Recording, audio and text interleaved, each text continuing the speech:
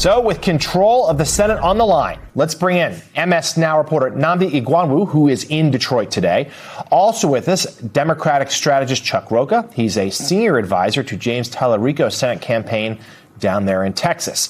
MS Now contributor and senior writer at The Dispatch, David Drucker, joins us, as does MS Now political director Shawna Thomas. A great group. My thanks to all of you for starting us off this hour. Nnamdi, let's start with you. You're on the ground there in Michigan. This race was historic in its expense, ended up being very, very close. There had been some polls in recent days that suggested that their margin of victory would be bigger than it ended up being. Give us the latest there as Michiganders digest news of this win. Yeah, it turns out the results of this race was far narrower than a lot of Democrats in this state had been bracing for. But I will tell you that Haley Stevens' campaign had been routinely saying that don't write this race off. We are still putting our boots on the ground. And they anticipated a very close result like we've seen. I think really as Democrats are beginning to process the election results, the key word you're hearing time and time again is really unity. They acknowledge this was a bruising, contentious primary fight that at times got very nasty. You know, I'd spoken to some supporters of Haley Stevens that had told me that they struggled to support El Sayed because of some of the nasty online attacks. I spoke to one black woman in Detroit specifically who recalled Haley Stevens getting booed at the state convention back in April by what were perceived to be El Sayed supporters. So the real priority at this stage seems to be encouraging everyone to come together. Haley Stevens yesterday, prior to election results, saying, look, I'm not a sour person. If he gets the nomination, I'll do whatever is necessary. Mallory McMurrow, the other candidate in that race, appearing with El Sayed in person, all of them calling on their supporters to coalesce around El Sayed and stave off what they're framing as the true threat here, which is Mike Rogers, someone that, as you heard from El Sayed during that press conference, he called a corporate sellout. I'll point out as well that if you're hearing the way he's trying to define Mike Rogers now, you can tell he's making a play for not only independent, but maybe even some Republican voters. He said today he's not MAGA. He is not some neoconservative. He's just a corporate sellout. Also reminding people that at one point he opposed President Trump. So perhaps telling Republicans in this state, hey, if you focus on just the policy, if you want someone to focus just on cost, consider me instead of this person who, as El Sayed has been saying, has lived in Florida the last several years and might just rubber stamp everything the president is saying. So the site's certainly turning to November at this point. So, Shawna, what are some lessons we can take out of this result? Because for many in the party, Democrats were sort of looking at this as almost a proxy battle for the bigger picture fight for the heart of the party, the progressives versus the more moderate wing. I mean, I think what we have to say is, once again, a reminder, this was not a blowout for Dr. El Sayed. It's basically kind of a 50-50 race. So while there was a lot of energy behind him, while he was good at getting press and everything else, he has a lot of work to do, as does the Democratic Party, with bringing everyone together. There were a lot of people in Wayne County, which is the county that Detroit is in, who voted for Haley Stevens, who voted for what we can say is the more establishment, maybe slightly more pragmatic candidate.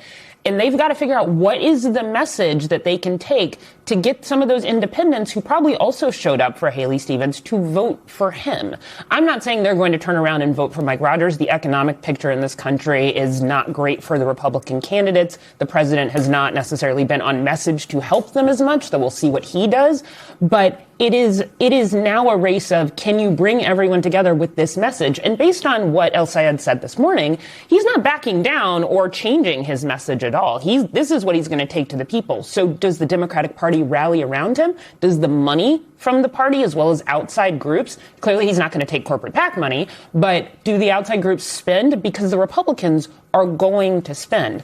I think the general election will tell us what direction the Democratic electorate of this country may be going in, but we don't actually know yet. Gift of understatement there, saying President Trump has not helped Republicans with the economic message. Chuck, to you now. This was a pretty bruising primary battle. Reporters on the ground, we've featured a lot of them on our air here at MS Now, have suggested this was contested. There was sort of a lot of hard feelings between the supporters of the two main candidates. You've been through that yourself in Texas. That race at times also got really heated, and there was a challenge, you're still doing it, to try to bring Democrats all together, put aside their differences, get them in the fold. What were the recommendations you would offer to those in Michigan? Because it is going to take a united Democratic Party to win in what is very much a battleground 50-50 state. It's good to have a primary. It's good to flex those muscles as a strategist. Remember when we sat around these tables and talked about Kamala Harris needing a primary? The Democrats should have had a primary instead of anointing somebody. Nothing against her. I supported Kamala Harris. I'm just saying, as a whole, iron sharpens iron. And does Saeed have a lot of work to do? The doctor has a lot of work to do, but as a strategist, now you know where your strengths are.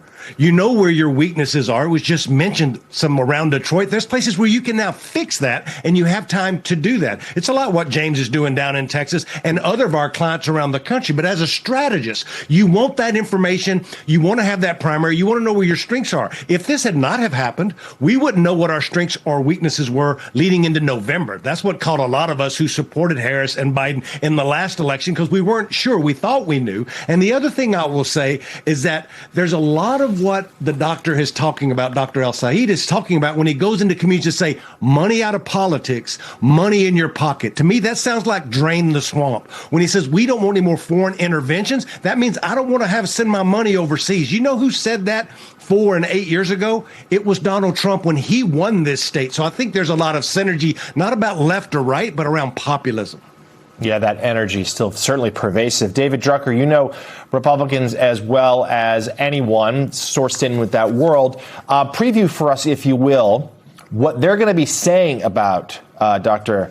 El-Sayed, because certainly GOP operatives I've spoken to recent days were downright salivating at the thought. This was the general election matchup they wanted. Right, Jonathan. So we know that just about every political faction in America is going to be focused on Michigan because of its 2028 implications, right? I mean, if Rogers defeats El-Sayed, it's a setback for the progressives. If El-Sayed wins, the progressives believe that they have an argument to make to the Democratic Party heading into 2028 and what kind of candidate is electable in a presidential contest. And look, I think Republicans are naturally excited about this outcome because they believe Dr. El-Sayed has some real vulnerabilities here, particularly given that this is a swing state, right? He's not just opposed to U.S. aid to Israel. He questions Israel's right to exist. He won't acknowledge it. And he questions Israel's legitimacy. And so even when he is saying, and I've talked to him about this when I was in Michigan last month, that he also opposes U.S. aid to other countries in the Middle East and other countries around the world, he doesn't question their legitimacy the way he does Israel. So you can expect that to be a major focus for Republicans in the upcoming contest, particularly with a significant, though not overwhelming, community of Jewish voters in Michigan that usually vote for Democrats, that I would expect many will, at the very least, sit on their hands, even if they can't bring themselves to vote for Rogers. Then they're also going to focus on the third plank of that slogan that has been so effective that Chuck just mentioned, and that is Medicare for all. Money out of politics, money in your pocket, Medicare for all. There's still a deep suspicion, despite all of the issues with healthcare in America, the fact that voters are upset about Congress's lack of action, the president's opposition to continuing subsidies for Obamacare, and the fact that Obamacare has such strong support, there's still a deep suspicion in many quarters about socialized medicine and the government taking over healthcare. When I asked Dr. El-Sayed about this last month, I said, how much is this going to cost every American? And he wouldn't tell me. He said, I know, but I'm not going to tell you. And if that continues, I think that that's going to be a major line of attack, just in addition to the philosophical differences for Republicans. The one thing I think Republicans have to be cautious about, and I will tell you, Jonathan, Republicans in Michigan and connected to Michigan have told me this, is that Jocelyn Benson, the Secretary of State, is the nominee for governor. She's favored to win that race, and she could win it by anywhere from 6 to 11 points, given the environment in this midterm election. And if she does, that's a very big updraft. And so even if El-Sayed doesn't come anywhere close to matching Benson, he could win because she carries him over the line in the same way Governor Spanberger in Virginia carried a flawed nominee for attorney general over the line with her 15-point victory last year.